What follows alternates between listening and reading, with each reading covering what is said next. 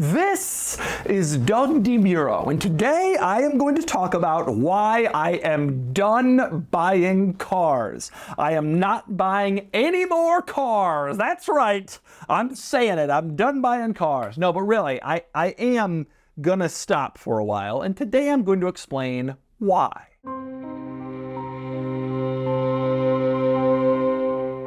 A funny thing happened when I was trying to buy a Dodge Viper. I bought an Aston Martin, I got a Hummer, and not some wimpy H2 or H3. Well, the new Doug car has arrived, and it's this, a 1997 Dodge Viper GT. And in fact, it's my 1994 Audi RS2. I've bought a new car, and it's this, the ugliest car ever made. Today's video is sponsored by Cars and Bids, which is my online car auction website for modern enthusiast cars. So far, Cars and Bids has hosted more than 20,000 car auctions of special, cool, and interesting cars like this, and this, and this, and this. So, if you're looking to buy or sell an enthusiast car, do it on Cars and Bids. Okay, so a little background on my car buying situation. 6 months ago, I owned 9 cars, which is a lot. And I sold 4 within the last 6 months. Since January 1st to now, to early July, I'm recording this, I've sold 4 cars. My Mercedes A-Class that I bought kind of on a whim and was not all that great. My wife's Volvo XC60, that's what she's been driving the last few years. A Toyota Land Cruiser that I owned, and my old yellow Land Rover Defender. I've sold 4 cars. And it felt absolutely amazing to relieve myself of the burden of these vehicles. And I did add one. Which was my Toyota Sequoia. I bought a new 24 Toyota Sequoia, but it's a brand new 2024 car with 0 miles, and it replaced a 26-year-old car, a 27-year-old car, a 6-year-old car, and an 11-year-old car with one new car. And that feeling feels so good. And you can probably see where I'm therefore going with this. Now, to be clear, I still own very many special cars that are very special to me. I have my Porsche Carrera GT, my all-time dream car that I drive very frequently and truly love. I have a Lamborghini Countach, side draft round belly car, very, very cool. I absolutely adore that car and love every second with it. I have a 2005 Ford GT, which I have now had for 6 years. I just hit 43,000 miles. I drive it everywhere all the time. Love that car. And I have a convertible Mercedes G-Wagon for some reason. It's a ridiculous car, but I love it. I use it a lot. And then I have 2 daily driver cars as well, the Sequoia and a Mercedes station wagon. But what you're probably thinking is, okay, you have some cool cars in there, but you're a car YouTuber. Like, why are you selling so many cars? Isn't that what they do? You buy cars? Why did you get rid of cars, and why are you telling me you're not going to buy any more? So, allow me to explain the situation. A lot of my car YouTube colleagues, they do content with the cars they own. It's like their thing. It's how they create content. It's like Stradman, right? And Tavares, who buy the McLaren P1, and Amelia Hartford, and Whistling Diesel, and all these people, they do car content with their personal vehicles.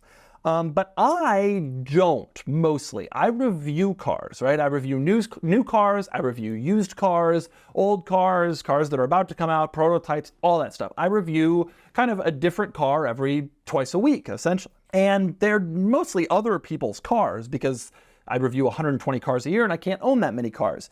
And so the cars that I own, the cars that I have, are mine personally, and I use them personally, and I do not write off any expenses from the cars as a business expense for my YouTube channel. It's all personal ownership in my personal name, titled to me personally, insured to me, etc. There's no business use for these vehicles.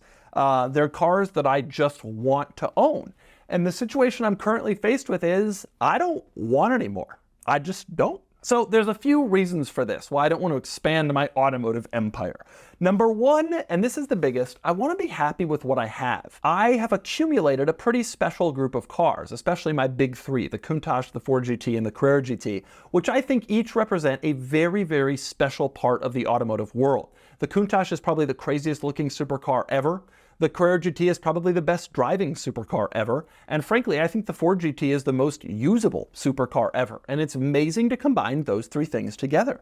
And I don't really want to keep pursuing that rush of I need a new car, I need this, I need that, I need this. I want to start like enjoying the cars that I have even more and really get into them and get into the technical aspect and the stories and their histories, which I'm already starting to do, and start showing the cars more at more serious events. I took the Countach to a Concours d'Elegance and we won an award, and I want to really get into that aspect of the hobby rather than just, I want that, I want that, I want to buy that, I want to get that, which is how I've been my whole life. Just buy this, sell this, buy this, sell this. I want to just start to appreciate the very special cars that I have even more.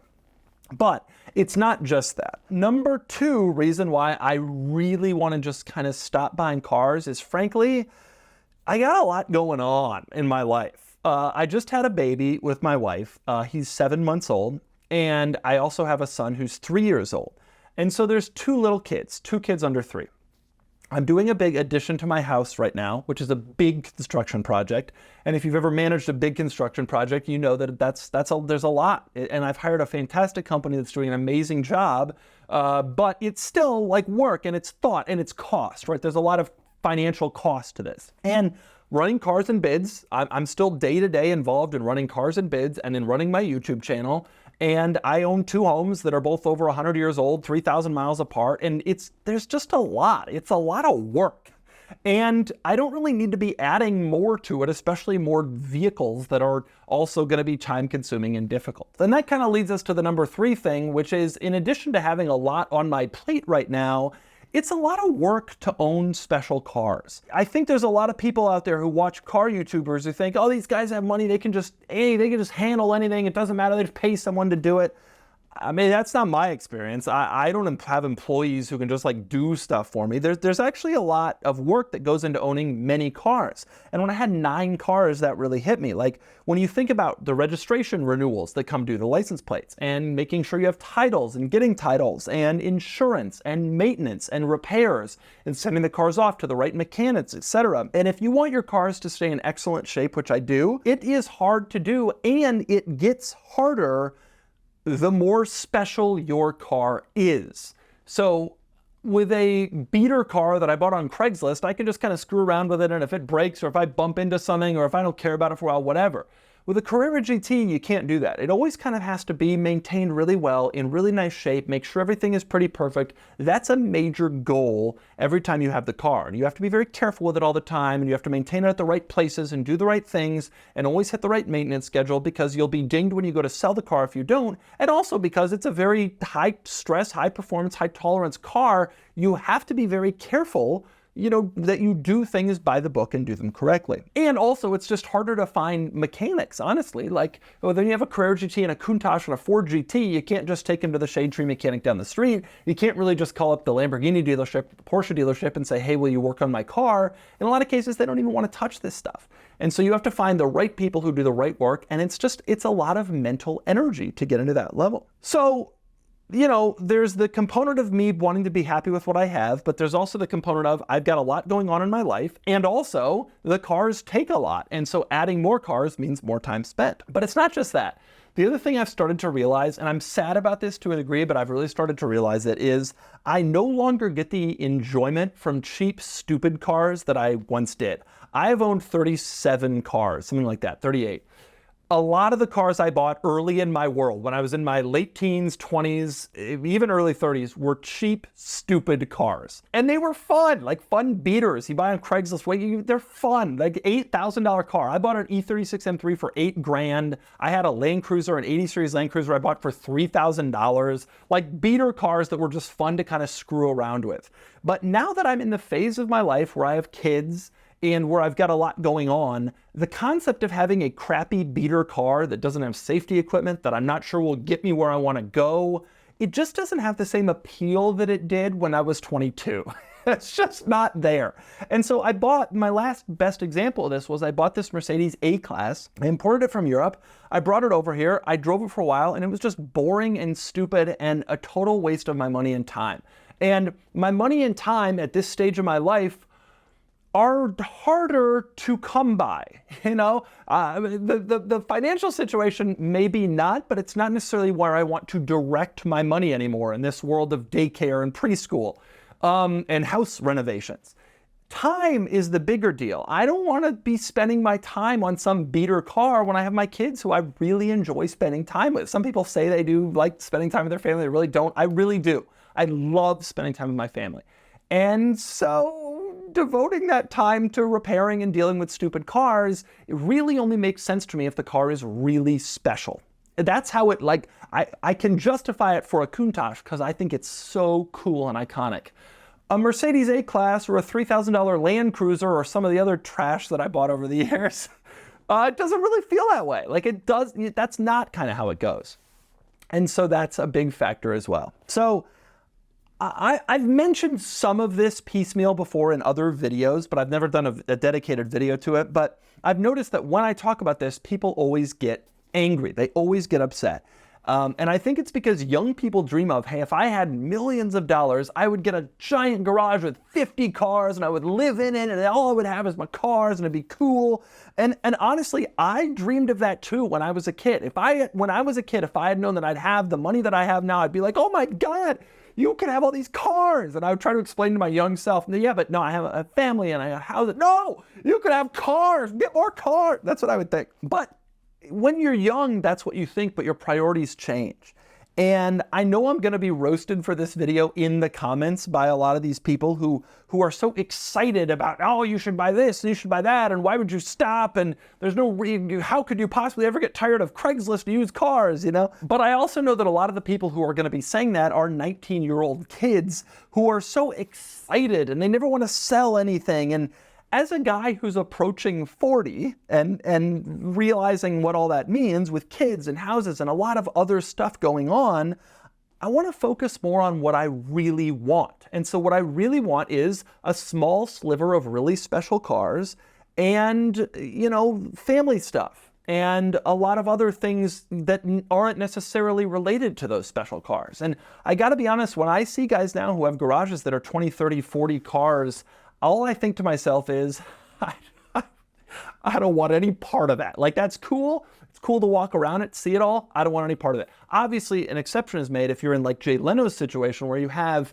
mechanics to maintain and you can pay people to watch over your stuff. Like, that's a different story. But I don't, and I'm not in that situation. I don't plan to be. And so I wanted to get some cars that I really wanted to love and cherish and focus on, and I have them now. And I think the days of like horse trading, like I want that, I want this, I want that, are kind of over. Even though as a young guy, I also thought I would just want cars forever. But as a guy who's getting older, I realize priorities change.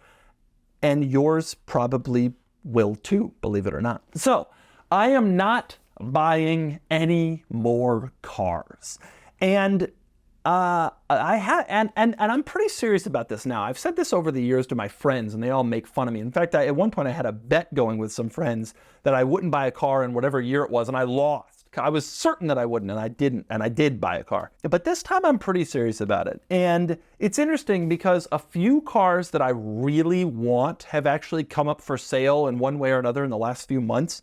And they've been sent to me, links, or actually on Cars and Bids. A few of them have come up on Cars and Bids right there in my own backyard. A smart Crossblade listed for sale, which I love. And I haven't even given any thought to pursuing them. I am just mentally not in the space of adding anymore. I feel like I hit the peak of my stuff, and now I want to just focus on the stuff that I really want and not just accumulating more of it. So that's my situation. Now, I want to put one caveat on here, which is this will change. I will someday get back to wanting more cars. I have no doubt. But I just recently bought the most special cars in my group, the Carrera GT and the Countach. I really want to enjoy them. The kids will not be young forever. One day they will be 12. They will want nothing to do with me. They will want to play video games, and I won't have to be as hands-on. And the house project will get done. I will be doing no more of those. That I am certain of. And so, when all that stuff is kind of settled, a few years with the kids and stuff, I probably will add more cars to the stable. But for right now, it is so far down my priority list that I'm not interested in it. And I wanted to tell my YouTube audience so they are aware. Every time I post anything, people are like, are you going to get this? Are you going to get that? And the answer is no. I'm going to get nothing and love it. And it is a great feeling knowing that, at least for now, I'm stopping here.